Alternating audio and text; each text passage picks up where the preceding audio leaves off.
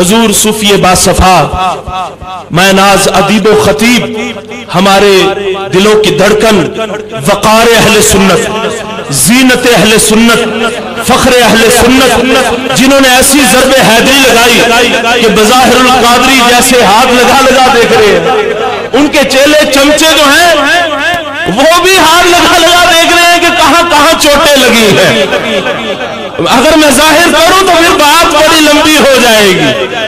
ان بظاہر قادری کے چیلے جتنے چمچے تھے ایسی چوٹ ضرب حیدری کی دی ہے کہ الحمدللہ آج پورے پاکستان کے اندر ضرب حیدری کتاب مستطاب کا چرچا عام ہے، علماء کی زبان پہ عام ہے، کیوں نہ ہو کہ وہ ایک ولی کامل نے تصنیف کی ہے، حضور قبلہ عالم نے اس کو تصنیف کیا ہے اور علماء نے قبول کیا ہے۔ اکابرین اہل سنت نے اپنی تقاریر پیش کر کے مہر ثبت کر دی ہے کہ ضرب حیدری جو قبلہ پیر سائیں غلام رسول قاسمی صاحب نے لکھی ہے اس کا جواب نہیں ہے اور وہ ترجمانی ہے اہل سنت و جماعت کی۔ اللہ رب العزت جمہور اکابرین اہل سنت کے مشن پر ہمیں گامزن رکھے۔ میں دعوت خطاب پیش کرنا چاہتا ہوں حضور قبلہ پیر طریقت رہبر راہ رشد و ہدایت حضور میر کارواں امیر اہل سنت شاخ طریقت راہب رشد و ہدایت حضور قبلہ پیر سائیں غلام رسول قاسمی صاحب، میں ان کی بارگاہ میں التماس کروں گا کہ حضور ہمارے دلوں کو وہ ضرب حیدری کا نور عطا کر دیجئے۔ نعرہ تکبیر، نعرہ رسالت، نعرہ تحقیق، نعرہ حیدری، نعرہ تحقیق، نعرہ حیدری، نعرہ غوثیہ، فیض رضا۔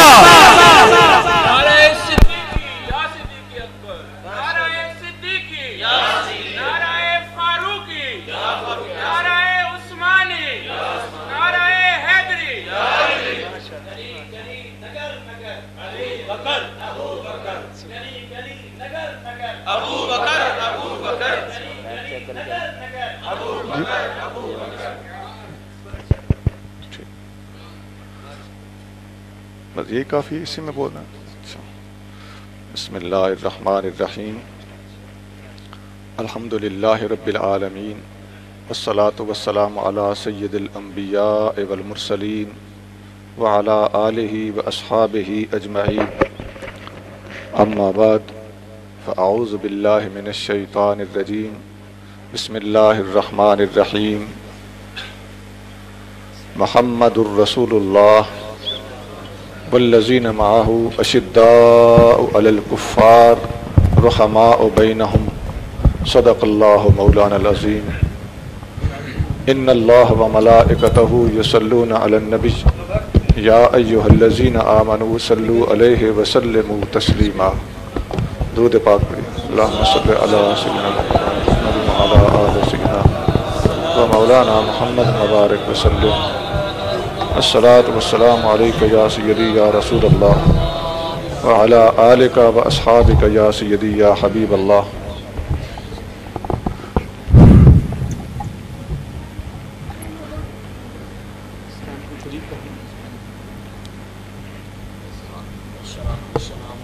پانی رکھتے ہیں۔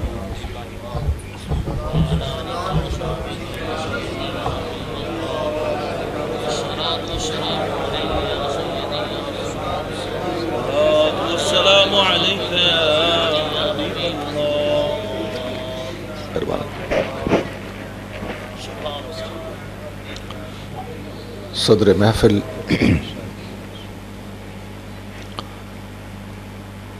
حضرت علامہ محمد خالد رضوی برکاتی صاحب، خطیب جامع مسجد حاضہ، محترم المقام حضرت علامہ مفتی خالد مقصود نورانی صاحب، جناب محترم المقام حضرت علامہ محمد نواز چشتی رضوی صاحب، جناب حضرت علامہ علی اکبر صاحب، جناب حضرت علامہ محمد سعید محمد شریف सईदी साहब और मोहतरम हज़रत अल्लामा मोहम्मद सुल्तान जाहिद साहब, दीगर दर्जा बदर्जा वाजिबुल एहतराम बुज़ुर्गों, भाइयों, अजीज़ों, अल्लाह करीम जल्ल शानहू मुझे और आपको हुज़ूर महबूब नबी करीम रऊफ़ुर रहीम सल्लल्लाहु अलैहि वसल्लम की सच्ची ग़ुलामी, मोहब्बत और इत्तिबा की तौफ़ीक़ अता फ़रमाए और अल्लाह ताला हम सब का ख़ात्मा ईमान पर करे। गुफ्तगू से पहले मैं एक अपनी माज़रत और कमज़ोरी आपकी खिदमत में रखना चाहता हूँ। मुझे तरन्नुम से और सुर लगाकर तकरीर करना नहीं आता। आप लोग मुझे बर्दाश्त करेंगे? तरन्नुम के और सुर के बगैर तकरीर करनी है। अगर कबूल हो जाए तो ज़हे इज़्ज़ो शरफ।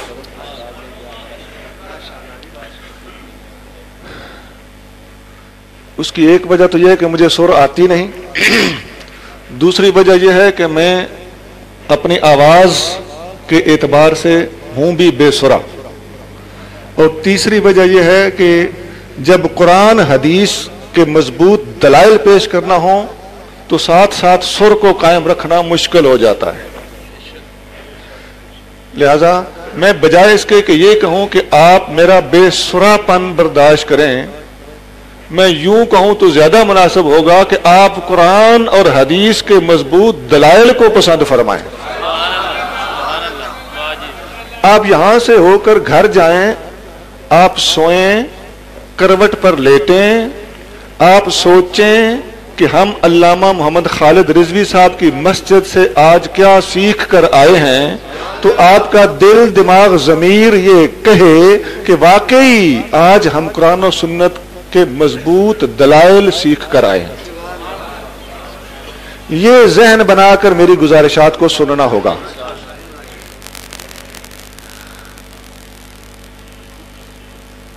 इस उम्मत में अल्लाह और अल्लाह के महबूब सल्लल्लाहु अलैहि वसल्लम ने हुजूर के सहाबा को अपने मकाम और मर्तबे के एतबार से अलग अलग शान अता फरमाई। हर सहाबी की कोई ना कोई शान ऐसी है जो दूसरे में नहीं है। ये बुनियाद मैं जहां से शुरू कर रहा हूं, अच्छी तरह बात ज़हन बना लें कि मैं किधर को ले जाना चाह रहा हूं। सहाबाए कराम मर्द हों, खवातीन हों, हर एक को अल्लाह ने अपनी अपनी ठाठ, अपनी अपनी शान और गुलिस्तान मुस्तफा के फूल को अलग अलग रंग और अलग अलग खुशबू अता फरमाई।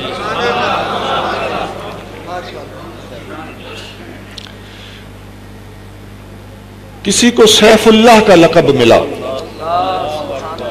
हजरत खालिद बिन वलीद ने एक जंग में 9 तलवारें तोड़ी। ये हदीस बुखारी शरीफ में है।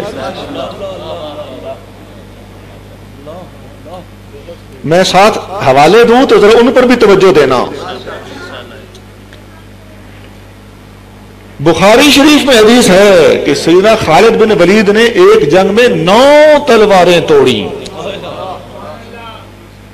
ये एजाज किसी दूसरे सहाबी को नहीं मिला, ये अलग रंग है।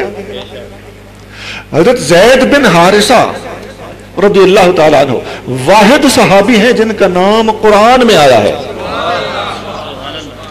ये शान भी किसी दूसरे को अता नहीं हुई। हजरत ज़ैद बिन हारिसा सैफुल्लाह का लक़ब इनको नहीं दिया गया, और हजरत सैफुल्लाह को कुरान में नाम आने का शर्फ नहीं मिला। अपो अपनी रंगत है, अपो अपनी खुशबू है। साहिबुर रसूल ये लक़ब कुरान ने सिर्फ और सिर्फ सैयदना सिद्दीक़ अकबर को दिया है। ये किसी और को लक़ब कुरान में नहीं मिला। वैसे सहाबी सारे हैं, लेकिन कुरान ने यह लक़ब किसी और को नहीं दिया। इसी तरह ایک حدیث میں آتا ہے، یہ حدیث ترمذی شریف میں، ابن ماجہ میں، مستدرک حاکم میں موجود ہے۔ نبی کریم صلی اللہ علیہ وآلہ وسلم نے فرمایا، ان ارحم امتی بامتی ابو بکر، میری امت میں سے میری امت پر سب سے زیادہ رحم دل ابو بکر ہے۔ تھوڑا غور کرتے جانا، رحم دل، رحمت للعالمین آقا ہیں صلی اللہ علیہ وسلم، اور امت پر سب سے زیادہ رحم کرنے والا ابو بکر ہے۔ پتہ چلتا ہے کہ ابو بکر کو رحمت للعالمین میں سے سب سے زیادہ فیض ملا۔ میری امت میں، میری امت پر سب سے زیادہ رحم دل ابو بکر ہے۔ وَأَشَدَّهُمْ فِي أَمْرِ اللَّهِ عمر، اور اللہ کے امر اور اللہ کے حکم کے معاملے میں، شریعت کے معاملے میں سب سے زیادہ سخت عمر فاروق ہے۔ وَأَصْدَقُهُمْ حَيَاءً عثمان، سب سے زیادہ حیا والا عثمان ہے۔ حدیث ترمذی شریف، ابن ماجہ اور مستدرک حاکم، دوبارہ دوہرا دو۔ وَأَقْدَاهُمْ علی، یہ حدیث ترمذی میں نہیں ہے، ابن ماجہ میں سیدنا علی المرتضیٰ کا ذکر خیر ابن ماجہ میں ہے، لیکن میں وہاں سے اٹھا کے یہاں لا رہا ہوں تاکہ مولا مرتضیٰ کی شان بیان کرنے میں کسی قسم کی کمی نہ رہ جائے۔ وَأَقْدَاهُمْ علی، سب سے بڑا قاضی میری امت میں علی ہے۔ وَأَعْلَمُ الْحَلَالِ وَالْحَرَامِ، معاذ بن جبل، اور حلال اور حرام کا سب سے بڑا عالم معاذ بن جبل ہے۔ وَأَقْرَأُهُمْ أُبَيِّ بن كَعْبَ، اور میری امت کا سب سے بڑا قاری ابی بن کعب ہے۔ وَأَفْرَدُهُمْ زید بن ثابت، اور میری امت کا میراث کے علم کا سب سے بڑا عالم زید بن ثابت ہے۔ وَأَمِينُ أُمَّتِي أَبُو عُبَيدَةَ بن الجراح، اور میری امت کا امین ابو عبیدہ بن جراح ہے۔ وَحِبْرُ أُمَّتِي عبداللہ ابن عباس، اور میری امت کا عالم عبداللہ بن عباس ہے۔ آپ یہ ساری شانیں دیکھ لیں، میں نے بے شمار صحابہ کے نام گن سنائے، ایک حدیث کے اندر آقا نے یہ خود نام لیے ہیں اور خود بتایا ہے کہ میں نے اپنے ہر غلام کو الگ الگ ٹھاٹھ، الگ الگ شان و شوقت، اور اپنے پھولوں کو الگ الگ رنگت اور الگ الگ خوشبوئیں عطا فرمائی۔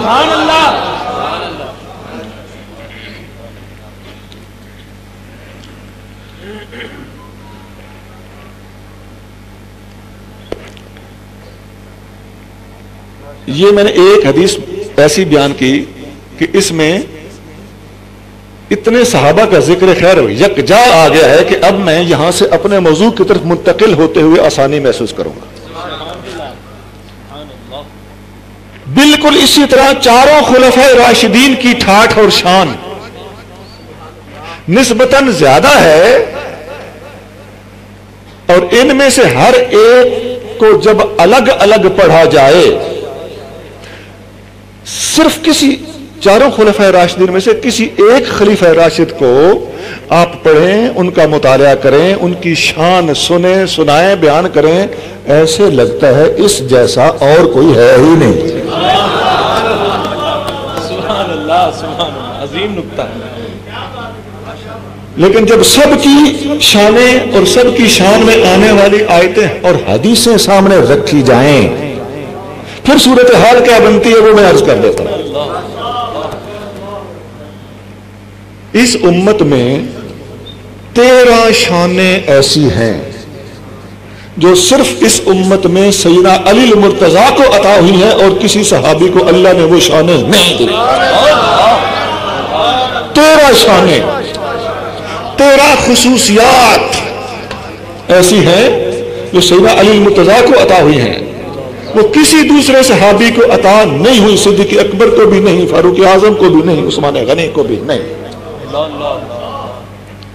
حضرت عبداللہ بن عباس رضی اللہ تعالیٰ عنہ فرماتے ہیں، طبرانی میں ان کا قول موجود ہے کہ 18 شان علی المرتضیٰ کو اللہ نے ایسی عطا فرمائی ہے کہ ان میں سے ایک بھی ہوتی تو ان کی آخرت سنوارنے کے لیے کافی تھی، اور ان 18 میں سے 13 ایسی ہیں جو اس امت میں سے کسی کے پاس بھی نہیں ہے۔ یہ ابن عباس کا قول ہے رضی اللہ تعالیٰ عنہ۔ اب تھوڑا آگے چلیے، ان سے اوپر حضرت عثمان غنی کا نمبر آتا ہے۔ حضرت عثمان غنی کو اللہ نے 12 شانیں ایسی عطا فرمائی ہیں جو اس امت میں سے کسی کے پاس بھی نہیں ہے۔ تھوڑا آگے چلیے، فاروق اعظم عمر بن خطاب رضی اللہ تعالی عنہ کو اللہ نے 40 شانیں ایسی عطا فرمائی ہیں جو اس امت میں سے کسی کے پاس بھی نہیں۔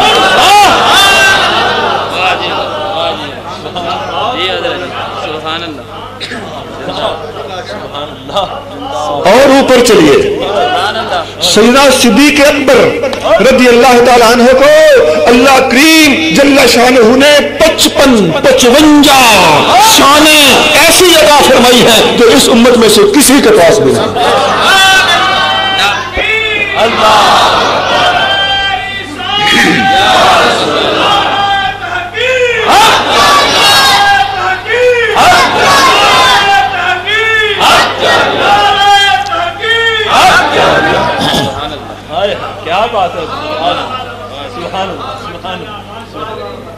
وہ 55 شانیں فقیر نے باقاعدہ جمع کی ہوئی ہیں، حوالہ میرے پاس موجود ہے، اور ان میں سے اکثر بخاری میں موجود ہیں، بخاری شریف۔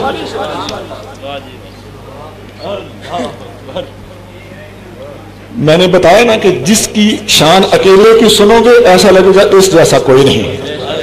جب میں نے کہا تھا کہ سیدنا علی المرتضیٰ کی 13 شانیں ایسی ہیں جو اس امت میں کسی کے پاس نہیں، آپ سب سوچوں میں پڑ گئے ہوگے کہ شاید ان جیسا کوئی نہیں ہوگا۔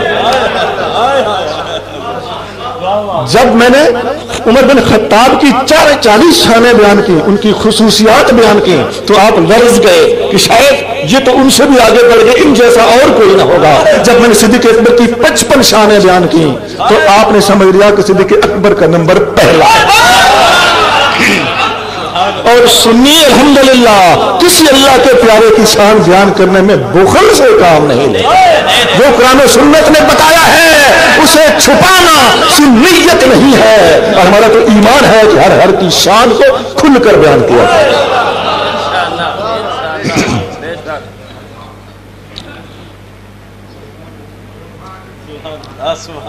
اب سیدنا صدیق اکبر رضی اللہ تعالیٰ عنہ کی جو 55 شانیں میں نے بتائی کہ کسی اور میں وہ شان نہیں ہے،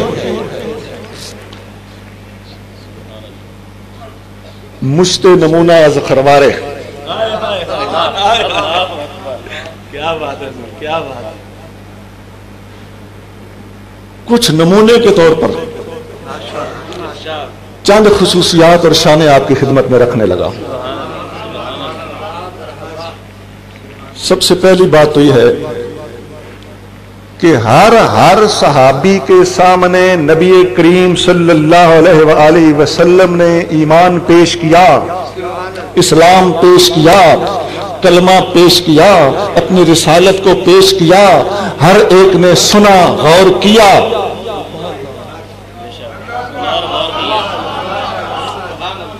لیکن صدیق اکبر، خدا کی عظمت کی قسم، صدیق اکبر واحد صحابی ہے جو نبی کریم صلی اللہ علیہ وسلم کی نبوت اور رسالت کے اعلان کا پہلے سے منتظر تھا کہ کب میرا آقا نبوت کا اعلان کرے اور میں محمد رسول اللہ کی گواہی دوں۔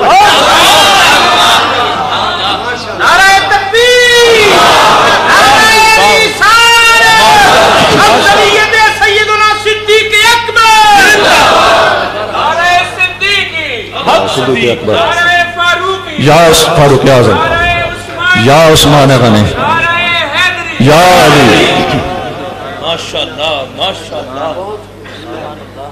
حدیث میں آتا ہے حضور صلی اللہ علیہ وسلم نے فرمایا کہ میں نے جس پر بھی اسلام پیش کیا اس نے غور کیا، مگر ابو بکر نے ایک لمحہ بھی غور نہیں کیا۔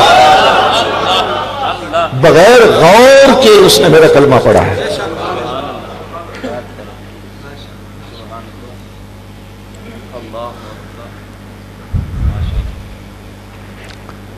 ایک حدیث میں آتا ہے، بخاری شریف میں حدیث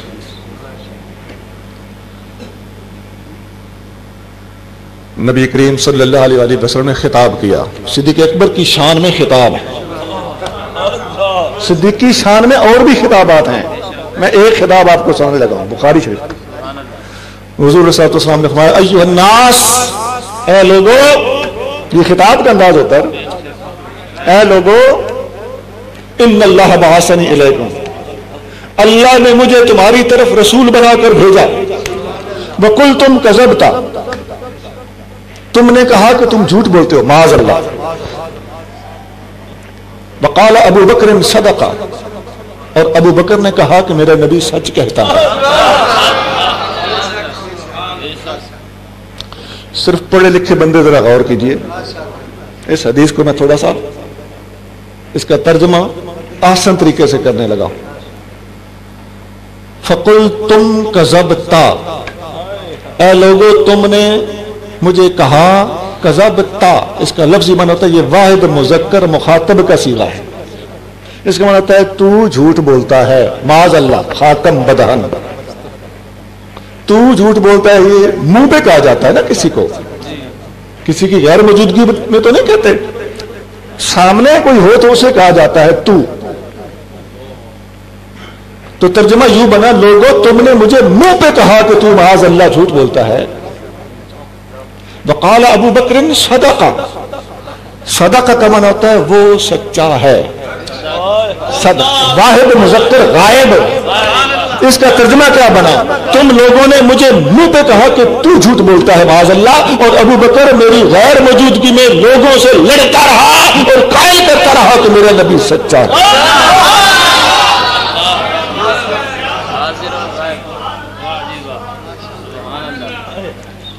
اس سے اگلے الفاظ کیا ہے، وَوَاسَانِي بِنَفْسِهِ وَمَالِهِ، اور میری اس نے خدمت کی بِنَفْسِهِ، اپنی جان لڑا کر، وَمَالِهِ، اور اپنا مال لٹا کر. فَهَلْ أَنْتُمْ تَارِكُوا لِي صَاحِبِي، فَهَلْ أَنْتُمْ تَارِكُوا لِي صَاحِبِي. لوگوں میری خاطر میرے یار کو کچھ نہ کہا کر، میری خاطر میرے یار کو کچھ نہ کہا کر. یہ 2 مرتبہ بخاری میں الفاظ موجود ہیں، اور یہی حدیث دیوان حسان میں تھوڑے سے مختلف انداز میں بیان ہوئی ہے. وہاں یہ تشریح موجود ہے کہ صدیق اکبر رضی اللہ تعالیٰ عنہ کی مخالفت ہوئی. حضور علیہ الصلوۃ والسلام منبر پہ چڑھ گئے، آپ نے صدیق اکبر کی شان میں خطبہ دیا. یہ ساری حدیث وہاں بھی مذکور ہے کہ میرے صدیق کو وہاں پر 3 دفعہ یہ لفظ ہیں، میری خاطر صدیق میرے یار کو کچھ نہ کہا کرو. فَهَلْ أَنْتُمْ تَارِكُوا لِي صَاحِبِي، میرے یار میرے صاحب کو میری خاطر تم درگزر کر سکتے ہو. 3 مرتبہ فرمایا. پھر حضور نے فرمایا، دیوان حسان کے الفاظ ذرا اور اضافی ہیں. یہاں حضور نے فرمایا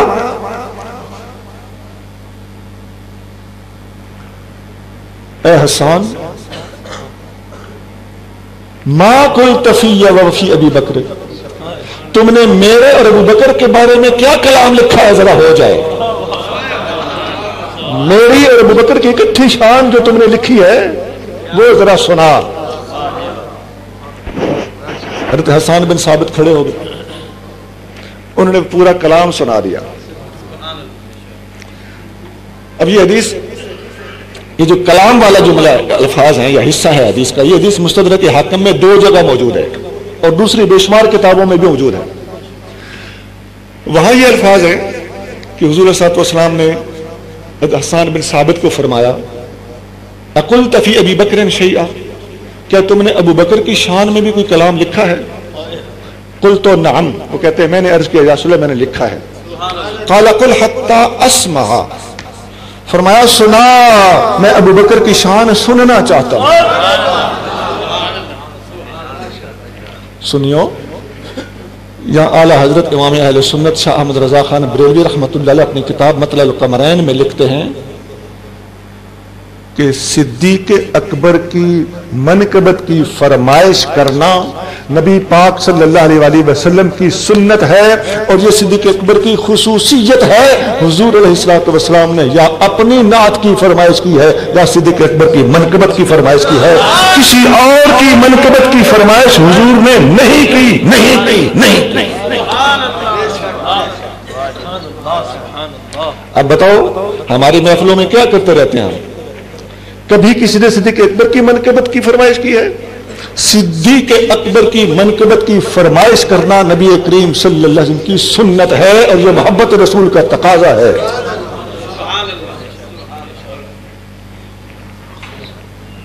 پھر حضرت حسان بن ثابت نے کھڑے ہو کر جو منقبت پڑھی، اذا تذکرت شجوا من ذی ثقۃ فاذکر اخاک ابا بکر بما فعل۔ جب مضبوط ترین اللہ کے پیاروں کا ذکر آئے تو ابو بکر کی بات ضرور کرنا، اس نے کیا کر کے دکھا دیا۔ فاذکر اخاک ابا بکر، اپنے بھائی ابو بکر کی بات ضرور کرنا۔ جب نیکوں کی بات چھڑے، ثقہ مضبوط لوگوں کی بات چھڑے، تو اپنے بھائی ابو بکر کی بات ضرور کرنا۔ بما فعل، اس نے کیا کر کے دکھا دیا۔ ہاں جی، جب نیکوں کی بات چھڑے تو صدیق اکبر کی بات ضرور کرو گے نا۔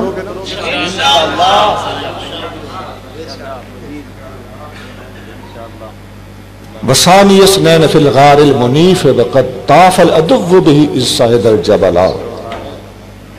وہ دو میں سے دوسرا۔ ثانی اثنین قرآن کی آیت ہے نا، سورۃ توبہ کی آیت نمبر 40۔ دو میں سے دوسرا، جب وہ دونوں غار میں تھے اور دشمن غار کا طواف کر رہا تھا، چکر کاٹ رہا تھا۔ وَكَانَ حِبَّ رَسُولِ اللَّهِ قَدْ عَلِمُوا مِنَ الْبَرِيَّةِ لَمْ يَعْدِلْ بِهِ رَجُلًا، وہ رسول اللہ صلی اللہ علیہ وسلم کا محبوب تھا، دنیا جانتی ہے۔ قد علموا، دنیا جانتی ہے، من البریت، اس انسانیت میں، لم یعدل بہ رجلا، نبیوں کے بعد اس کی برابری کرنے والا کوئی نہ تھا۔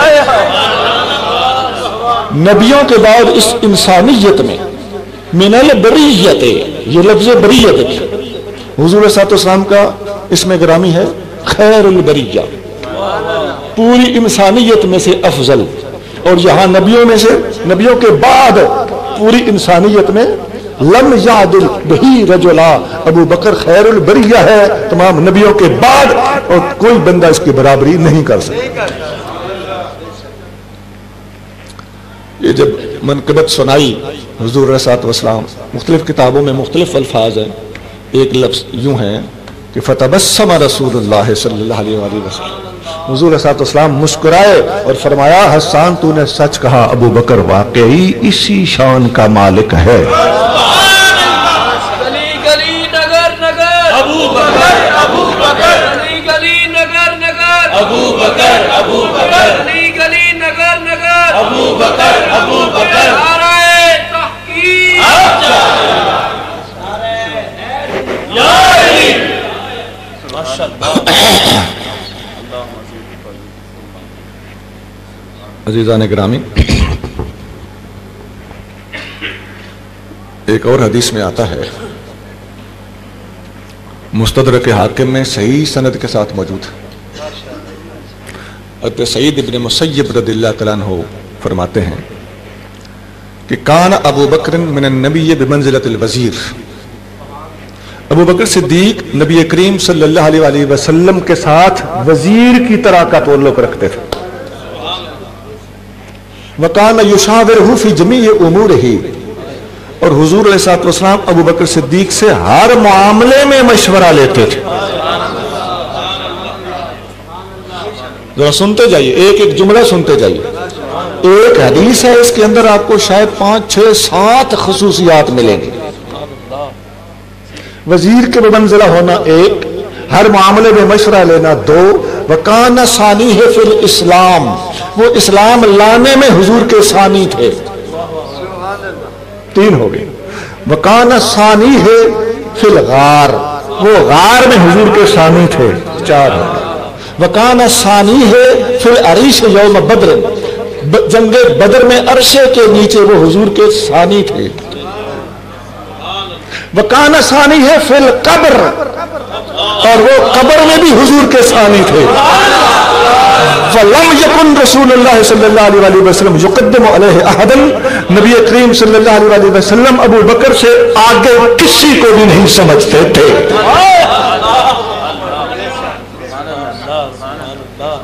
7 خصوصیات ایک حدیث کے اندر بیان.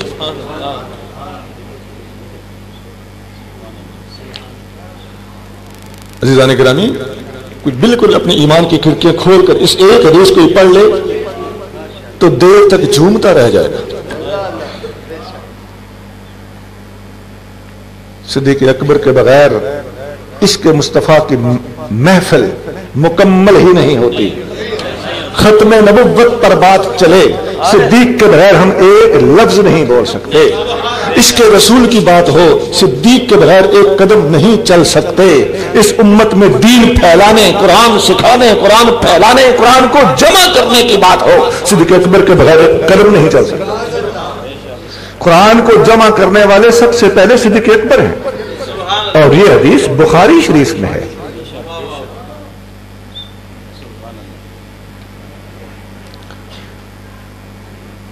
ایک حدیث میں اس طرح آتا ہے، یہ ہجرت والی حدیث بڑی مشہور ہے نا، لیکن آپ نے اکثر غار میں سانپ سے ڈنگ کھانا سنا ہوگا. بڑی پیاری بات ہے، یہ سنیوں کو یاد ہونی چاہیے، لیکن میں تھوڑا سا ہٹ کے گفتگو کرنے لگا ہوں. ہجرت والی حدیث میں آپ کو دوسرے طریقے سے سنانے لگا ہوں جو بخاری شریف میں ہے. وہ اس طرح ہے کہ نبی کریم صلی اللہ علیہ وسلم صبح شام بلا ناغا سیدنا ابوبکر صدیق کے گھر تشریف لے جاتے تھے. یہ اس دنیا میں واحد ہستی ہے جس کے گھر حضور صبح شام تشریف لے جاتے تھے اور آج خود تشریف لے جاتے تھے. پھر ایک دن حضور علیہ الصلوۃ والسلام اپنے روٹین سے ہٹ کر، اپنے ٹائم سے ہٹ کر تشریف لے گئے تو صدیق اکبر سمجھ گئے کہ اللہ خیر کرے، ہجرت کا دن آ چکا ہے. اب صدیق اکبر نے پہلے کیا کیا ہوا تھا دوبارہ بتا دوں، حدیث بخاری شریف میں. صدیق اکبر رضی اللہ تعالیٰ عنہ نے 2 اونٹنیاں خریدی ہوئی تھیں، ایک اپنے سفر کے لیے، ایک حضور کے سفر کے لیے، اور 3 مہینے سے ان اونٹنیوں کو ککر کی لانگی، پتے ہوتے ہیں نا ککر کی، جس کی مسواک ککر کی بنتی ہے، ببول جسے کہتے ہیں، ککر کی لانگی 3 مہینوں سے کھلا رہے تھے داچیوں کو. اس کے علاوہ کوئی اور چارہ پٹھے چھولے وغیرہ نہیں کھلاتے تھے، صرف ککر کھلاتے رہے. کیوں؟ اس لیے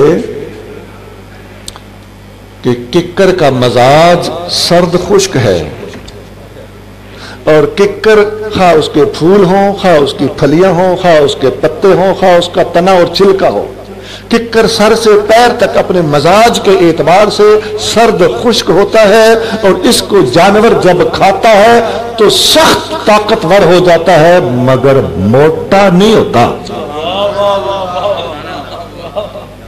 اصل گیم یہ تھی، اگر کوئی حکیم بیٹھا ہو تو سمجھ جائے گا کہ ککر کا مزاج عضلاتی اعصابی ہوتا ہے، اور اس مزاج والا بندہ یا جانور دبلا ہوتا ہے، لیکن طاقت کے اعتبار سے عضلات کے اندر چونکہ حرکت ہوتی ہے، تحریک ہوتی ہے، اس لیے اس کے قلب اور دل کے اندر بہت زیادہ توانائی ہوتی ہے.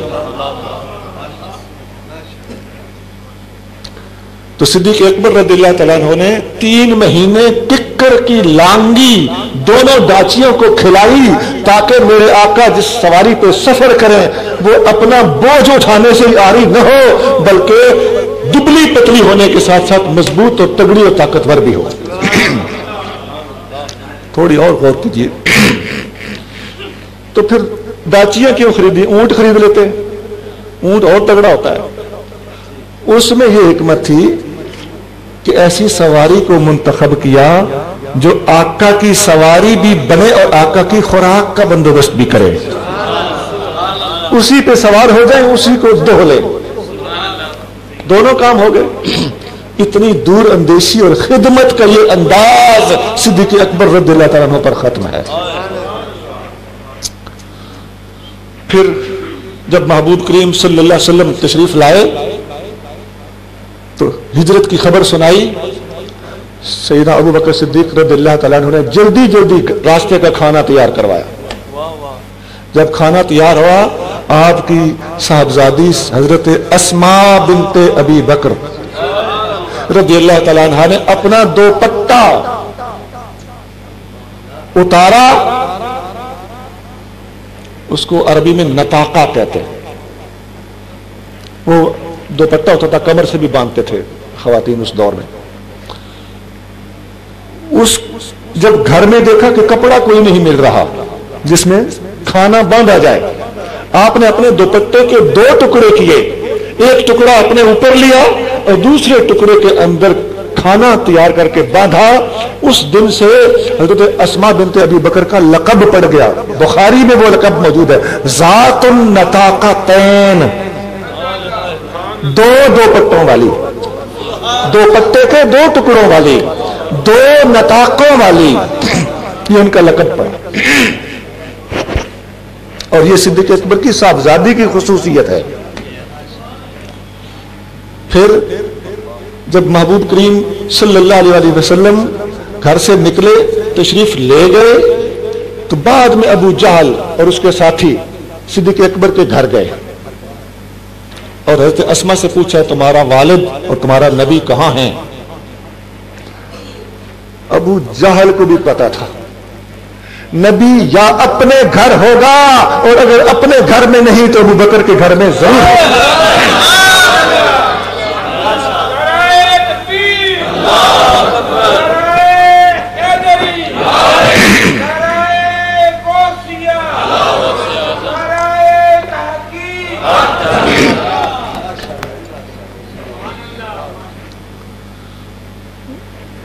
آ کے کہنے لگا تمہارا والد کہاں ہے, تمہارا نبی کہاں ہے صلی اللہ علیہ وآلہ وسلم.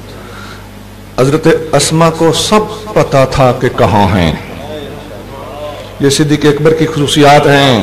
صدیق اکبر کا پورا خاندان ہجرت کی حکمت عملی میں شامل تھا. سبحان اللہ, سبحان اللہ, سبحان اللہ. حضرت اسماء کو پتا ہے کہ وہاں بکریاں کون چراتے لے جاتا ہے غار کے منہ پر, کھانا کون پہنچاتا ہے. اور حضرت اسماء نے جواباً کیا کہا, تمہارا باپ اور تمہارا نبی کہاں ہے؟ آپ نے جواب دیا مجھے نہیں پتا. عزیزان گرامی, ایمان کی کھڑکیاں کھول کر سمجھنے کی بات ہے. بظاہر یہ جھوٹ تھا, لیکن خدا کی عظمت کی قسم اسماء کے اس جھوٹ پر اس فقیر کی ساری زندگی کے سچ قربان.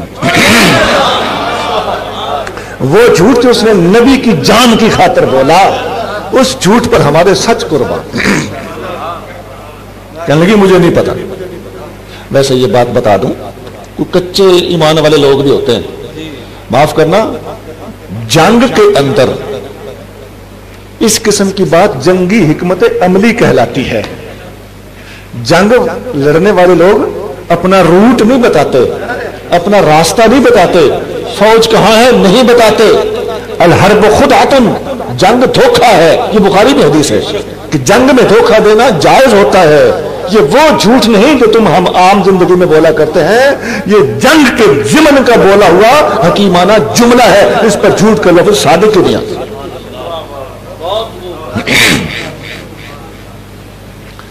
حضور کریم صلی اللہ علیہ وسلم کا طریقہ تھا, آقا صلی اللہ علیہ وسلم جب کسی سفر میں جاتے تو کوئی پوچھتا تو آپ کوئی ایسا لفظ بولتے जो झूठ भी ना होता और अगले को बात भी समझ ना आती, इसलिए कि अपना राज नहीं बताना होता था।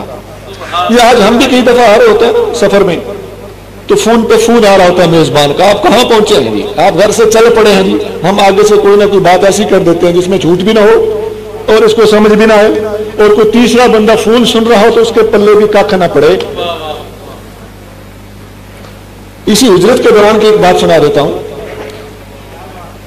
सीधा सिद्दीक़ अकबर साथ हैं, नबी करीम सल्लल्लाहु अलैहि वसल्लम भी साथ हैं।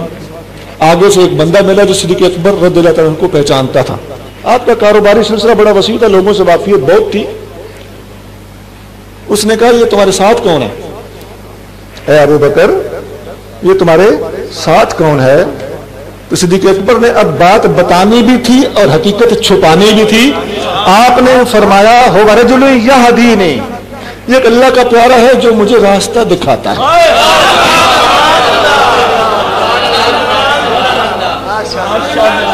माशाअल्लाह, हुजूर क्या जुमला इरशाद फरमाया, हुजूर क्या जुमला इरशाद फरमाया।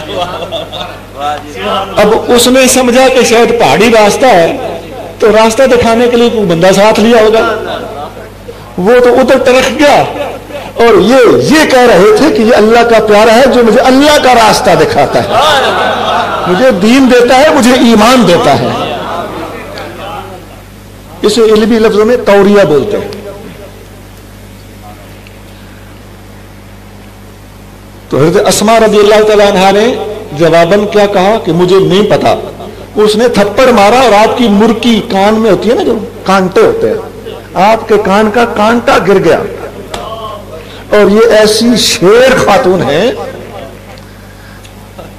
कि औरतों की महफिलों में आम शाम ये नारा तकबीर, नारा रिसालत नहीं लगता। इन्होंने एक दफा हुजूर की मौजूदगी में औरतों की महफिल में नारा तकबीर लगा दिया। तो हिम्मत मर्दाना रखती थी, अगरचे खातून थी। इन्हीं के बेटे हज़रत अब्दुल्लाह बिन जुबैर थे। जब हज्जाज बिन यूसुफ ने कत्ल करके बाजार के अंदर लटका दिया तो 120 साल की हज़रत अस्मा थी, और वो जब बाहर निकली तो खुदा की कसम एक आंसू आंख से नहीं बहाया, और लटकी हुई बेटे की, नौजवान बेटे की लाश को देख के कहने लगी, इस बबर शेर के उतरने का टाइम अभी नहीं आया।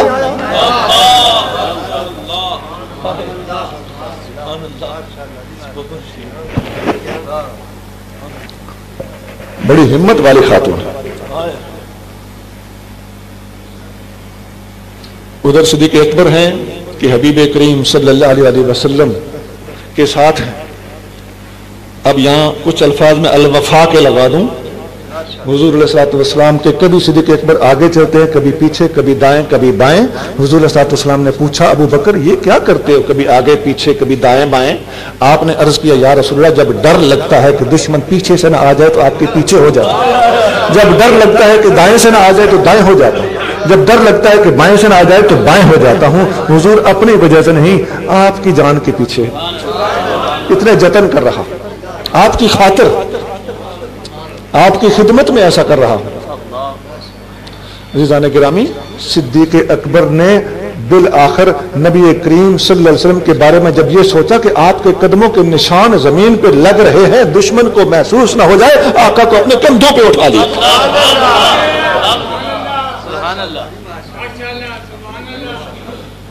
और गार के दहाने पे जा उतारा। इसी बुखारी में आगे हदीस मौजूद है। तो इसी सफर के दौरान, पहाड़ी सफर के दौरान, नबी करीम सल्लल्लाहु अलैहि वसल्लम को सिद्दीक़ अकबर ने एक जगह, ठंडी जगह देखकर आराम करने के लिए लेटा दिया। पहाड़ का साया था, मिट्टी गीली थी, उस पर कपड़ा बिछाया, वो एयर कंडीशन की तरह ठंडी हो गई। आका को अर्ज किया, या रसूलल्लाह, आप यहां आराम फरमा हो, मैं आपके खाने पीने का कुछ बंदोबस्त करता हूं। सिद्दीक़ अकबर रज़ियल्लाहु तआला अन्हु आका को लिटाकर थोड़ा आगे पीछे हुए, एक गिदड़िए पर नजर पड़ी, उस आजड़ी से, रेवड़ वाले से कहने लगे कि दूध दे सकोगे? उसने कहा दो लो। उसने एक बकरी पेश की। अब जरा वो मंजर सुनिए। सिद्दीक़ अकबर के पास दूध का बर्तन था, वो कहां से आया? پتہ چلتا ہے صدیق اکبر گھر سے آقا کی خدمت کے لیے اتنے لمبے اور مشکل سفر کے لیے برتن بھی لے کے چلے اور اس بکریوں والے سے کہنے لگے اس بکری کے تھن جھاڑو. حدیث بخاری میں، میں کوئی ڈائجسٹ نہیں پڑھ رہا، بخاری میں ہے. کہنے لگے اس کے تھن جھاڑو. اس نے تھن جھاڑے. جب تھن جھاڑے، عزیزان گرامی ایمان سے سننے والی بات، جب تھن جھاڑے تو کہنے لگے ایک سائیڈ پہ کر کے دونوں ہاتھ جھاڑو.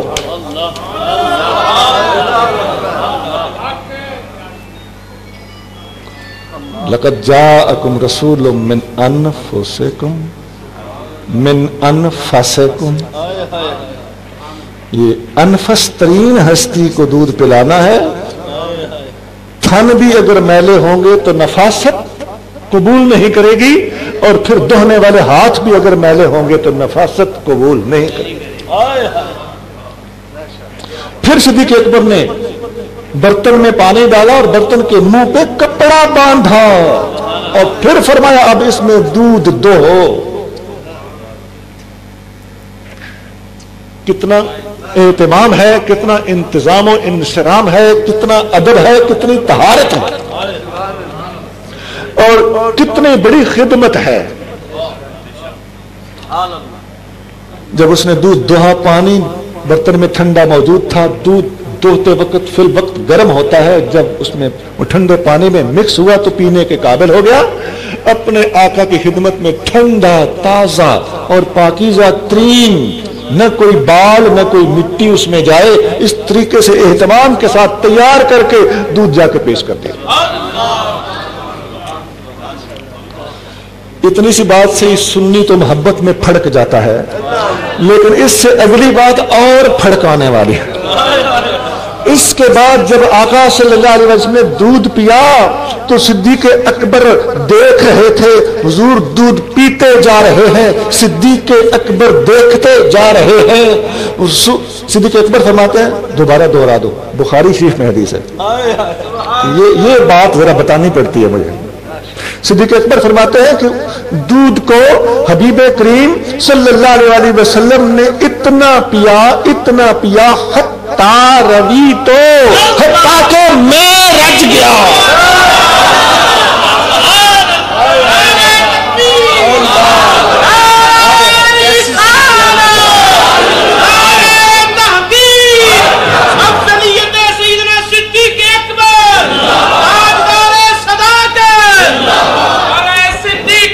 یا صدیق اکبر، یا فاروق اعظم، یا عثمان غنی، یا علی.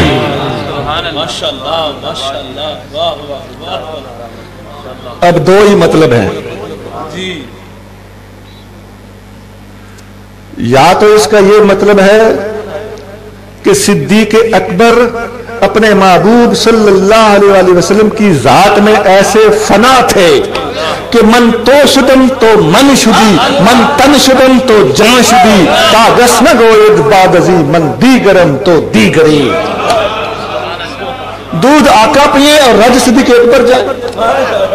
یا پھر اس کا یہ مطلب ہو سکتا ہے کہ صدیق اکبر نے جب اپنے محبوب کو دودھ پلایا اور آقا رج گئے تو صدیق کو حضور علیہ الصلوۃ والسلام کے ساتھ محبت اور ارتباط اتنا زیادہ تھا کہ حضور علیہ الصلوۃ والسلام کے رج جانے سے صدیق اکبر کا دل خود بخود رج گیا.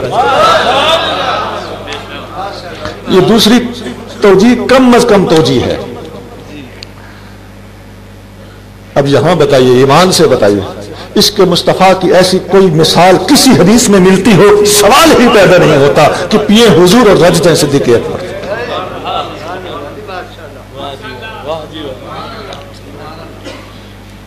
ایک حدیث میں اس طرح بھی ہے، نبی کریم رؤوف الرحیم صلی اللہ علیہ وسلم نے جب پہلی دفعہ ہجرت کا اعلان فرمایا تو اس وقت صدیق اکبر رضی اللہ تعالیٰ عنہ ہجرت کے لیے مکہ سے نکلے. راستے میں ان کو ابن دغنہ ملا. یہاں بھی بتا دوں یہ حدیث بخاری میں ہے. ہاں یہ ضرور ہے کہ میں بخاری کا نام لوں تو وہ بخاری ہی ہوگی، مجھ سے پوچھ لینا بعد میں کہاں ہے۔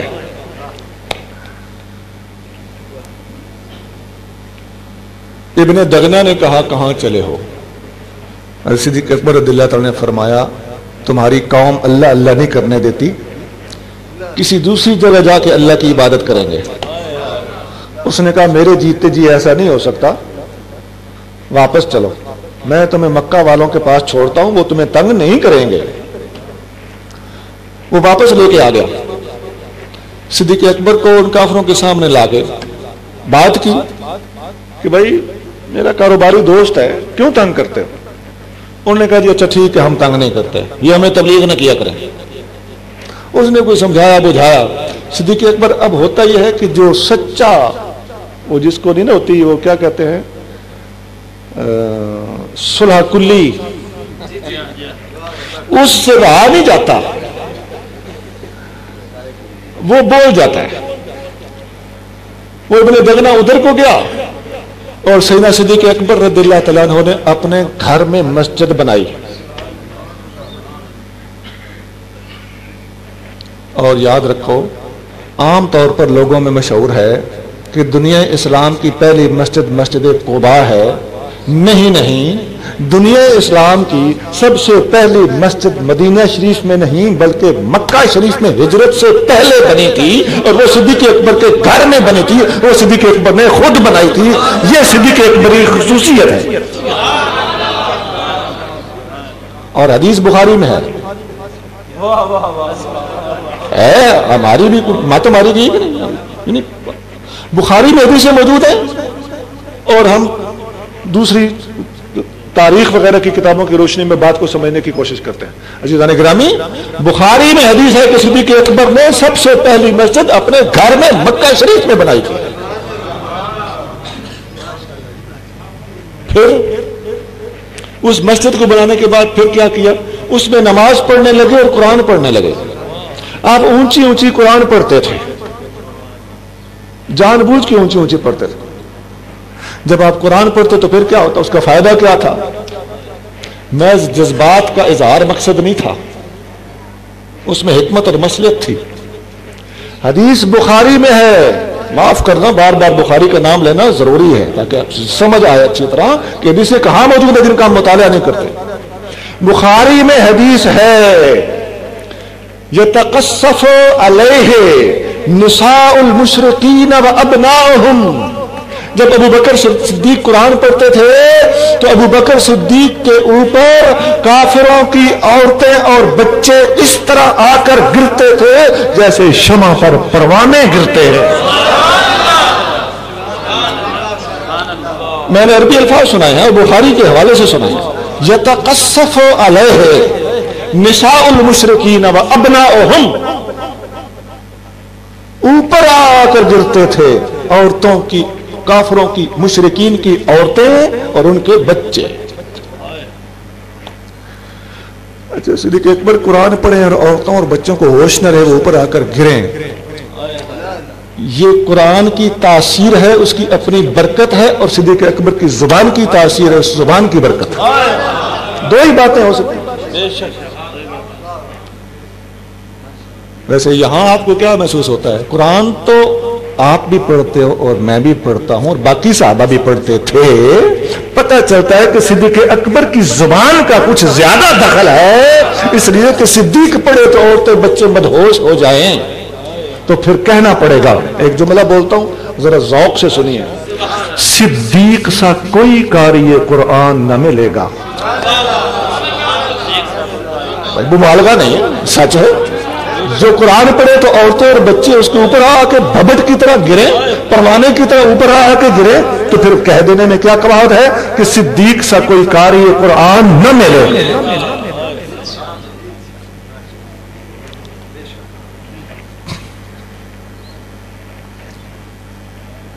پھر وہ لوگ دوڑتے ہوئے ابن دغنہ کے پاس گئے، وہ جو پکڑ کے واپس لایا تھا، اسے جا کے شکایت کی، تمہارا دوست تمہارے کہنے پہ ہم نے رکھ لیا، رہنے دیا، مکہ میں نکالا نہیں ہے، اور یہ تو ہمیں لے ڈوبا، ہمارے عورتوں اور بچوں کو گمراہ کر رہا ہے۔ معاذ اللہ، وہ تو گمراہ سمجھتے تھے نا، وہ تو یہی کہتے تھے، ان کی زبان میں بات کر رہا ہوں۔ ابن دغنہ نے واپس آ کے صدیق اکبر کو سمجھایا، دیکھیے میں نے اپنے ذمے پہ تمہیں یہاں چھوڑا تھا. آپ نے جواباً ارشاد فرمایا مجھے تیرے ذمے کی ضرورت نہیں ہے، یکفینی ذمت اللہ ہے، میرے لیے اللہ کا ذمہ کافی ہے، مجھے تیری ضرورت نہیں ہے.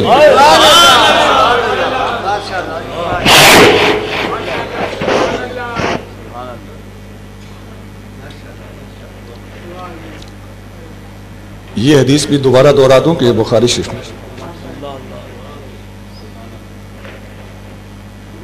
اسی طرح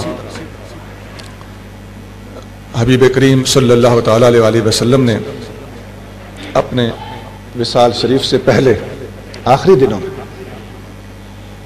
آپ نے فرمایا مرو ابا بکر فلیصلی بالناس، لوگوں کو ابو بکر کو جا کے میری طرف سے حکم پہنچاؤ. مرو امر سے ہے، ابو بکر کو امر پہنچاؤ، میرا حکم پہنچاؤ ان یصلی بالناس، کہ لوگوں کو نماز پڑھائے. یہ حدیث بخاری اور مسلم میں. اما عائشہ صدیقہ رضی اللہ تعالیٰ عنہا نے عرض کیا یا رسول اللہ ابو بکر نرم دل والے ہیں، جب دیکھیں گے کہ میرے محبوب مسجد میں تشریف نہیں لائے تو ان سے رہا نہیں جائے گا، وہ نماز پڑھانے کی بجائے روتے رہیں گے. یا رسول اللہ کسی اور کو حکم دیجئے وہ نماز پڑھائے. حضور علیہ الصلوۃ والسلام نے فرمایا یوسف کے زمانے والی عورتیں نہ بنو. میرے یوسف، مفہوم یہی بنتا ہے نا، الفاظ حدیث کے یہ نہیں ہے. گویا میرے یوسف سے کہو نماز پڑھائے، تم یوسف کے زمانے والی عورتیں نہ بنو. سیدنا صدیق اکبر کو حکم پہنچ گیا، وہ حاضر ہوئے، انہوں نے نماز پڑھائی اور حضور کے زمانے میں پڑھائی. مختلف علماء کی مختلف رائے ہیں، اس پر سب کا اتفاق ہے کہ 17 نمازیں سیدنا صدیق اکبر نے حضور کے زمانے میں پڑھائی. 17، بعض 21 کہتے ہیں، 17 سے کم نہیں. میرے عزیز ایک بھی پڑھائی ہو تو کافی نہیں ہے، اور حضور کے کہنے پہ پڑھائی ہو تو اور کافی نہیں. اور حضور نے خود پیغام بھیجا مرو ابو بکر کو جا کے میرا حکم پہنچاؤ، پھر اور زیادہ حد نہیں ہو جاتی. اور امام بخاری نے یہ حدیث کہاں بیان کی ہے؟ جس باب میں امام بخاری نے یہ حدیث بیان کی ہے اس باب کا نام ہے، باب سمجھتے ہیں نا، باب سمجھتے ہیں، عنوان اوپر موٹا سا سرخی ہوتی ہے، ہیڈنگ ہوتی ہے، اس ہیڈنگ اور باب اور چیپٹر کا نام ہے اہل العلم والفضل احق بالامامت. علم والے اور فضیلت والے، جو سب سے بڑا عالم ہو اور جو سب سے زیادہ افضل ہو وہ امامت کا زیادہ حقدار ہے. یہ امام بخاری نے باب باندھا ہے. اس باب میں یہ حدیث بیان فرمائی. ایک مرتبہ ایسا ہوا صدیق اکبر نمازیں پڑھا رہے تھے، ایک مرتبہ سیدنا فاروق اعظم رضی اللہ تعالیٰ عنہ کو امامت کے مصلی پہ کھڑا کر دیا گیا. یہ حدیث ابو داؤد میں، کچھ حصہ اس کا مسلم شریف میں بھی ہے. نبی کریم صلی اللہ علیہ وسلم نے جب آواز سنی تو آپ سمجھ گئے کہ یہ ابو بکر کی آواز نہیں، یہ عمر فاروق کی آواز ہے. حضور صلی اللہ علیہ وسلم نے پردہ اٹھایا. مسلم شریف اور ابو داؤد شریف میں حدیث، آپ نے پردہ اٹھایا اور دیکھا کہ عمر فاروق سامنے مصلی پہ کھڑے ہیں.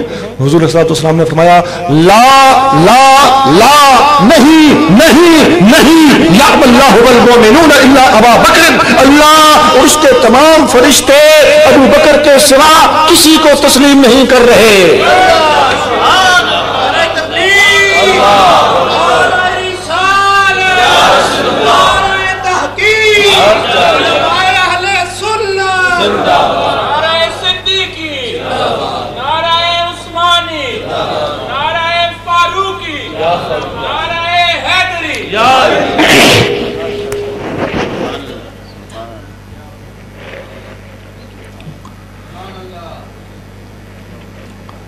عزیزان گرامی،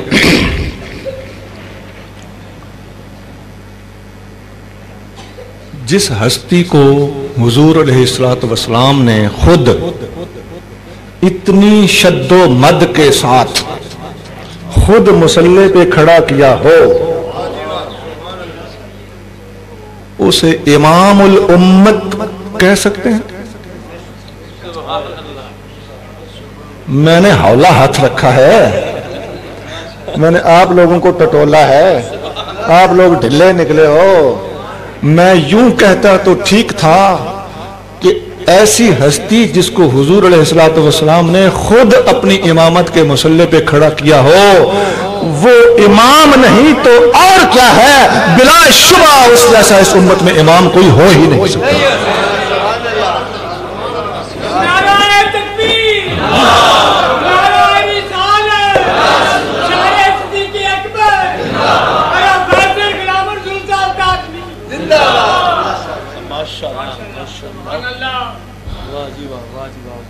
ایک حدیث میں اس طرح بھی ہے،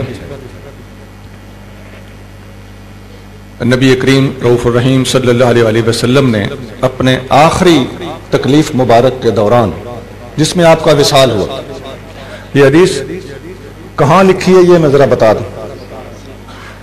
اس دنیا میں شاید کوئی حدیث کی کتاب ایسی ہو جس میں حدیث نہ ہو،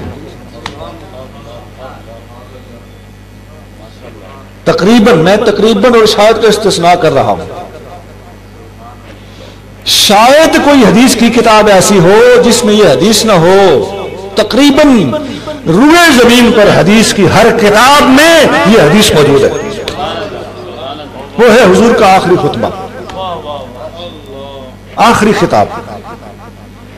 دنیا سے جاتے وقت آقا صلی اللہ علیہ وسلم نے آخری خطاب فرمایا، حدیث میں آتا ہے خرجا رسول اللہ صلی اللہ علیہ وسلم حاسبا رأسہ بالخرقل، رسول اللہ صلی اللہ علیہ وسلم اپنے کاشانہ اقدس سے نکلے، مسجد میں تشریف لائے اور اپنا سر مبارک پٹی سے باندھا ہوا تھا، کپڑے سے سر مبارک باندھا ہوا تھا تکلیف کی وجہ سے۔ فجلس علی المنبر، نبی کریم صلی اللہ علیہ وسلم ممبر پر تشریف فرما ہو گئے۔ فحمد اللہ وثنا علیہ، آپ نے اللہ تعالیٰ کی حمد اور ثنا بیان فرمائی۔ حمد و ثنا بیان کرنے کے بعد آقا نے فرمایا، اب ذرا غور سے سننا، ان اللہ خیر عبدا بین الدنیا و بین ما عنده، اللہ نے ایک بندے کو اختیار دیا کہ اے میرے بندے دنیا میں رہنا ہے یا میرے پاس آنا ہے، فاختار ما عنده، اس بندے نے اللہ کے پاس جانا پسند کیا۔ فبقى ابو بکر، یہ بات سن کر ابو بکر صدیق رونے لگے، ابو بکر صدیق رونے لگے۔ حضرت ابو سعید خدری اس حدیث کو روایت کر رہے ہیں، وہ فرماتے ہیں کہ جب ابو بکر صدیق روئے تو ہم نے سوچا کہ اس میں رونے کی کیا بات ہے، ابو بکر صدیق کو دیکھو یہ خواہ مخواہ رونا شروع ہو، ہوتا ہے اس طرح برادرانہ سوچ ہوتی ہے۔ پھر فرماتے ہیں وَكَانَ الْعَبْدُ هُوَ رَسُولُ اللَّهِ صلی اللہ علیہ وسلم وَكَانَ أَبُو بَكْرٍ أَعْلَمَنَا، وہ بندہ دراصل خود حضور تھے، حضور اپنی بات کر رہے تھے، ہمیں سمجھ نہیں آئی تھی، ابو بکر ہم میں سب سے بڑا علم والا تھا۔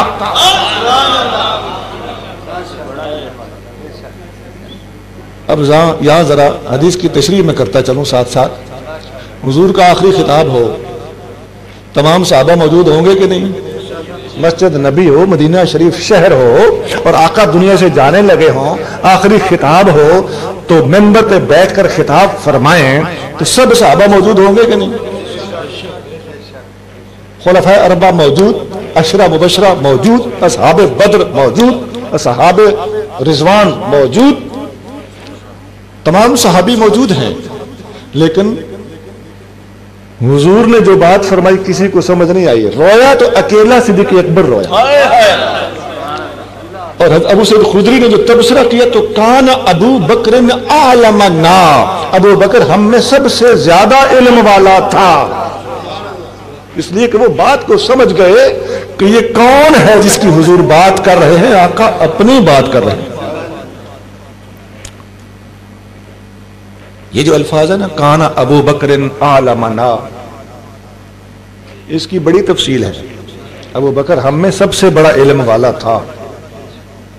اس کو مطلق رکھا جائے تو ہر معاملے میں صدیق اکبر علم والے زیادہ ہیں. اگر حضور کے مزاج کے ساتھ اس کا تعلق جوڑا جائے تو حضور کا مزاج روحانی علم ہے. یہ شریعت کے علم سے بھی بڑھ جاتا ہے کہ حضور کے مزاج کو سمجھنا، اس کا مطلب ہے روحانی علم میں آپ سب سے زیادہ آگے ہیں. اور ویسے بے شمار حدیثیں اور بھی ہیں. وہ امامت کے مسلح پہ کھڑا کرنا کیوں تھا؟ اس لیے کہ امامت کا حقدار بھی جو زیادہ علم والا ہوتا ہے وہی زیادہ حقدار ہوتا ہے. امام بخاری نے اسی باب میں یہ حدیث بیان کی. میں نے بتایا نا کہ باب کا نام ہے اہل العلم والفضل احق بالامامت. جو علم میں زیادہ ہو اور فضیلت میں زیادہ ہو وہ امامت کا زیادہ حقدار ہے. تو علم و فضل کی بنا پر ہی مسلح پہ کھڑا کیا گیا تھا. اس بات کو بھی یہاں اٹیچ کرو تو بات اچھی طرح سمجھ آئے گی.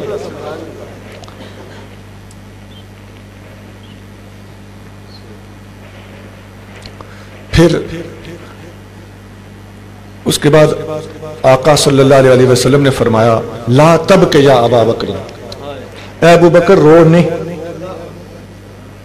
ان من امن الناس علی بنفسہ و مالہ ابو بکر، میرے اوپر جان قربان کرنے کے لحاظ سے بھی ابو بکر کی خدمات سب سے زیادہ ہیں، اور مال قربان کرنے کے لحاظ سے بھی ابو بکر کی خدمات سب سے زیادہ ہیں. جان قربان کرنے کے لحاظ سے کیسے؟ شروع سے لے کے آخر تک. ابتدائی دنوں میں صدیق اکبر وہ واحد ہستی ہیں جنہوں نے حضور صلی اللہ علیہ وسلم سے اصرار کر کے عرض کیا تھا یا رسول اللہ ہمیں تبلیغ کے لیے باہر نکلنا چاہیے. اور جب نکلے تو کفار کی طرف سے سخت مخالفت ہوئی، اور صدیق اکبر کو کفار نے اس قدر تکلیف دی، اذیت پہنچائی کہ اس سے بندے کی وفات ہو سکتی ہے. اور جان قربان کرنے کے لحاظ سے یہ جو غار کا واقعہ آپ نے سنا ہوا ہے، اس کا ایک مخصوص حصہ آپ کی خدمت میں پیش کر دوں. واقعہ تو آپ نے سنا ہوا ہے نا، میں ایک رنگ اس کا خاص پیش کرتا ہوں. حضور کریم صلی اللہ علیہ وسلم نے اپنا سر مبارک ادھر رکھا ہوا گود میں. صدیق اکبر کی گود میں سر ہے آقا کا، اور صدیق اکبر ایسے بیٹھے ہوئے. اب صدیق اکبر کو سانپ نے ڈس لیا. اب آنسو یہاں سے نکلے، آنکھ سے آنسو نکلے، کہاں جائے گا؟ رخسار پہ. رخسار سے نیچے جائے تو کہاں جائے گا؟ داڑھی میں. داڑھی سے نیچے جائے تو کہاں جائے گا؟ سینے پہ. حضور آرام فرما ہے ادھر. یہاں سے آنسو گرا، چھلانگ لگا کے حضور کے چہرے پہ کیسے پڑا؟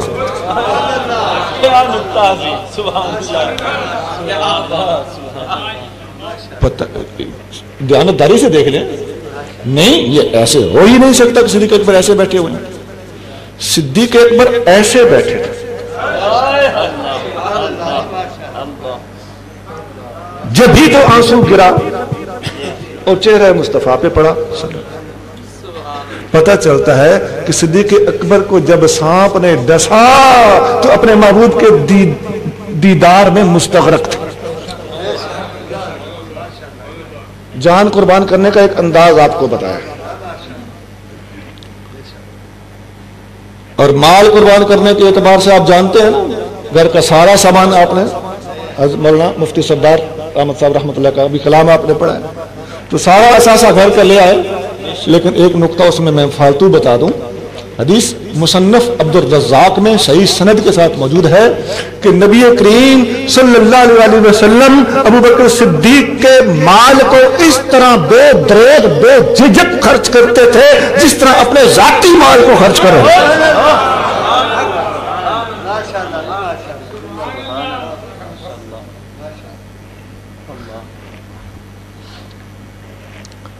کان یصرف فی مال ابی بکر کما کان یصرف فی مال نفسہ ہی. اس طرح اپنے ذاتی مال میں خرچ تصرف کرتے ہیں، اس طرح صدیق اکبر کے مال میں آپ تصرف کرتے تھے. جس کو چاہو جتنا چاہو دے دو. صدیق اکبر کی طرف سے کوئی روک ٹوک کا خدشہ ہی نہیں تھا.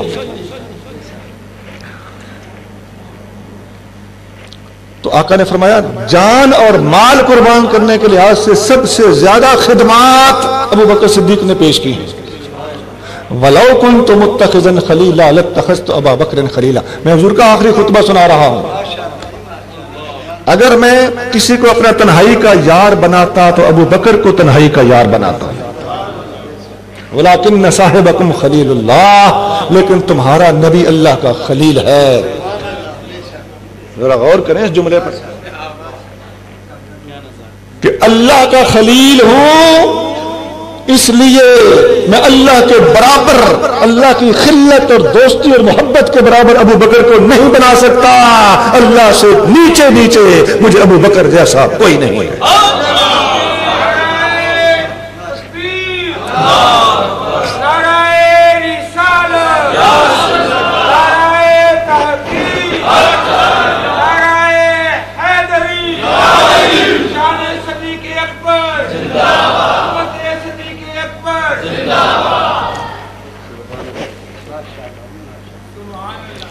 اب خطاب چل رہا ہے آقا کا. دوبارہ پیچھے سے لے آتا ہوں. اللہ نے ایک بندے کو اختیار دیا دنیا میں رہنا ہے یا میرے پاس آنا ہے. اس بندے نے کہا اللہ میں نے تیرے پاس آنا ہے. ابو بکر صدیق رونے لگے. صحابہ نے سوچا اس میں رونے کی کیا بات ہے. دراصل وہ بندہ حضور خود تھے اور ابو بکر تمام صحابہ میں سب سے بڑا علم والا تھا. حضور کی بات کی تہ تک پہنچ چکے تھے اور حضور صلی اللہ علیہ وسلم نے فرمایا اے ابو بکر رو نہیں, میرے اوپر جان اور مال کے لحاظ سے سب سے بڑی خدمات ابو بکر کی ہے اور میں اگر کسی کو تنہائی کا یار بناتا تو ابو بکر کو بناتا, مگر میں اللہ کا خلیل ہوں, اللہ سے نیچے نیچے ابو بکر جیسا گویا کہ مجھے کوئی نہیں ہے. اور پھر آخری جملہ فرمایا سدو کل خوخۃ الی المسجد الا خوخۃ ابی بکر. مسجد میں آنے والے تمام دروازے بند کر دو. ہر صحابی جس کا دروازہ مسجد میں کھلتا ہے دروازہ بند کر دے. مسجد میں آنا ہے گلیوں گلی ہو کے آئے, لیکن ابو بکر کو اجازت ہے اس کا دروازہ مسجد میں کھلا رہے. میرے بعد ابو بکر کو مسجد میں ڈائریکٹ آنے کی اجازت. یہ کھلے کھلے خلافت کا اعلان تھا جس کو مصلی امامت پہ خود کھڑا کیا تھا نا کسی وقت, اور ابھی تک وہی نمازیں پڑھا رہا تھا. اسی کے بارے میں فرمایا کہ اس کو مسجد میں آنے کی ڈائریکٹ آنے کی اجازت ہے. باقی ہر کوئی آئے لیکن گلیوں گلی آئے. ابو بکر اپنے گھر سے قدم نکالے, مسجد میں قدم رکھے. یہ حضور کا آخری خطبہ ہے. سنیو ایمان سے بتاؤ آپ کے اور میرے آقا کا آخری خطاب ہو, ہمارے دلوں کی دھڑکن ہونا چاہیے کہ نہیں؟ ہمیں یہ خطاب یاد کر لینا چاہیے کہ نہیں؟ اور سب سے آخری خطاب سب سے اہم خطاب ہوگا کہ نہیں؟ یاد رکھنا چاہیے. پھر جب حبیب کریم صلی اللہ علیہ وسلم نے دنیا سے پردہ فرمایا, اسی تکلیف کے دنوں میں وصال شریف ہو گیا. آقا بظاہر لوگوں کی چشم عالم سے چھپ گئے. تو جب آپ چشم عالم سے چھپ گئے تو سیدنا فاروق اعظم رضی اللہ تعالیٰ عنہ نے تلوار نکالی اور کہنے لگے کہ جس نے کہا حضور وفات پا گئے میں اس کی گردن اڑا دوں. یہاں پھر دوہرا دوں, یہ حدیث کہاں ہے؟ بخاری شریف میں. اور صدیق اکبر رضی اللہ تعالیٰ عنہ اوپر سے آئے اور انہوں نے حضرت فاروق اعظم کو کہا بیٹھ جاؤ. وہ نہیں بیٹھے. صدیق اکبر نے کھڑے ہو کر خطبہ دینا شروع کر دیا. صدیق اکبر نے خطبہ پڑھا, اللہ کی حمد و ثنا بیان فرمائی. اس کے بعد قرآن کی آیت پڑھی وما محمد الا رسول قد خلت من قبلہ الرسل. محمد اللہ کے رسول ہیں صلی اللہ علیہ وسلم, اور آپ سے پہلے بھی رسول دنیا سے تشریف لے گئے. حضور کا وصال فرما جانا کوئی ایسی بات نہیں کہ یہ نبوت کے خلاف ہو. نبی وصال فرماتے رہے. آقا کا بھی وصال ہو جائے تو اس میں نئی بات کوئی نہیں. دکھ کی بات ضرور ہے لیکن نئی بات کوئی نہیں. یہ جب آیت پڑھی نا ما محمد الا رسول قد خلت من قبلہ الرسل, آقا کے وصال پر جب یہ آیت صدیق اکبر نے فٹ کی, خدا کی قسم حدیث میں آتا ہے بخاری میں عبداللہ بن عباس جن کو حضور نے فرمایا میری امت کا عالم ہے, وہ امت کا عالم تسلیم کرتا ہے کہ لَكَأَنَّ النَّاسَ لَمْ يَكُونُوا يَعْلَمُونَ أَنَّ اللَّهَ أَنزَلَهَا، ایسے لگتا تھا کہ کسی صحابی کو یہ پتہ ہی نہیں تھا کہ اللہ نے یہ آیت بھی اتاری ہے. جب حتیٰ کہ ابو بکر صدیق نے اس آیت کو جب پڑھا، حضور کی وفات شریف کے موقع پر اس کو فٹ کیا، تمام صحابہ کی آنکھیں کھل گئی، سب کو سمجھ آ گئی کہ یہ قرآن کی آیت بھی قرآن میں موجود ہے تو یہ اس مقصد کے لیے اتاری گئی ہے. قرآن میں موجود ہونا اس کا وہ تو جانتے تھے، اس طرف توجہ نہیں تھی. بات تو علم کی ہوتی ہے نا، آیت حفظ کر لینا اور بات ہے، وہ تو سب کو آتی تھی، لیکن اس طرف، اس گہرائی کی طرف توجہ رکھنا. یہ صدیق اکبر نے جب اس آیت کو پڑھا تو پھر لَكَأَنَّ النَّاسَ لَمْ يَكُونُوا يَعْلَمُونَ، ایسے لگتا تھا کہ لوگوں کو پتہ ہی نہیں تھا کہ اس آیت کا مفہوم کیا ہے.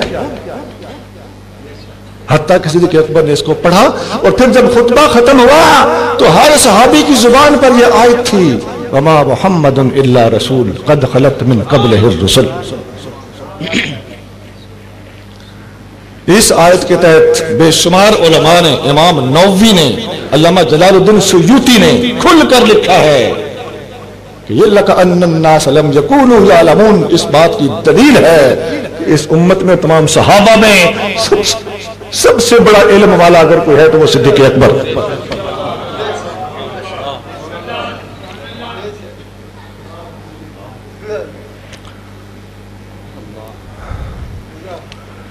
اسی طرح جب آقا صلی اللہ علیہ وسلم کی تدفین کا موقع آیا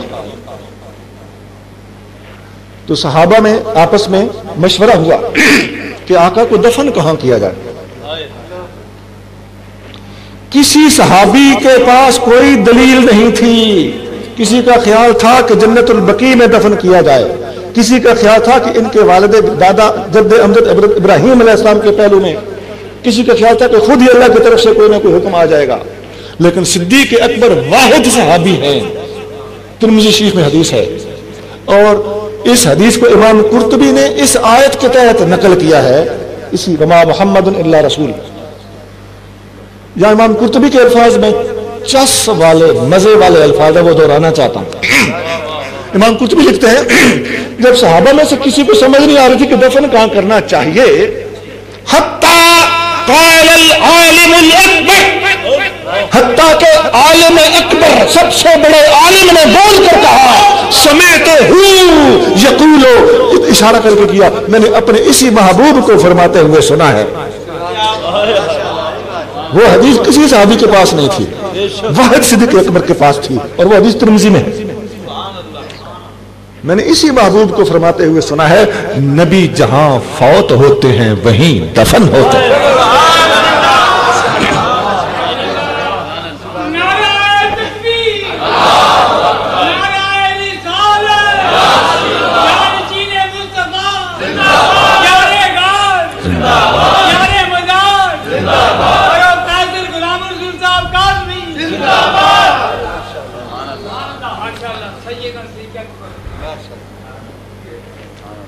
یہ موضوع بہت طویل ہے، یہ چلتا جائے گا. میرے سامنے کتابیں دھکیل کے رکھ دی گئی ہیں، اس سے مجھے ایک سگنل سا محسوس ہو رہا ہے. میں نے جتنی باتیں آپ کے سامنے کی ہیں، میں نے تو 55 خصوصیات آپ کو بتایا نا، تو ابھی تو 20-25 شاید بیان ہوئی ہیں. 55 خصوصیات ہیں صدیق اکبر کی.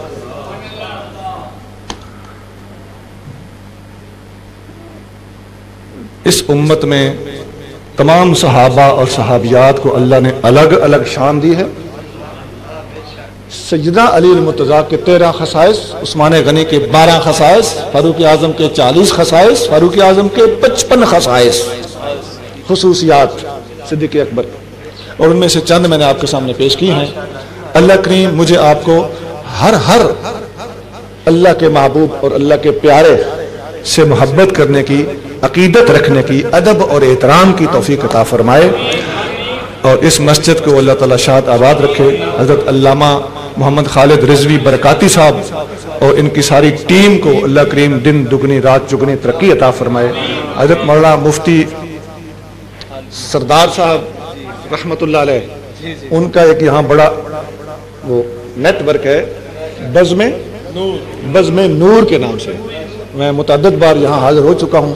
ان لوگوں کی صحیح عقیدت، صحیح العقیدہ ہونا اور اچھی تربیت، اچھا نیٹ ورک اور ایک مضبوط نوجوانوں کی تنظیم، یہ لائق تحسین ہے۔ مجھ فقیر کی دعائیں ان کے ساتھ ہیں، اللہ تعالیٰ ان سب کے درجات کو بلند فرمائے اور دین کی مخلصانہ خدمت کرتے رہنے کی توفیق عطا فرمائے۔ وآخر دعوانا الحمدللہ رب العالمین۔ یہ حضور کی کچھ کتابیں ہیں، خیر الکلام فی مدح سید الانام، تجھ سا کوئی نہیں، اہل سنت کی پہچان، معلم الاسلام۔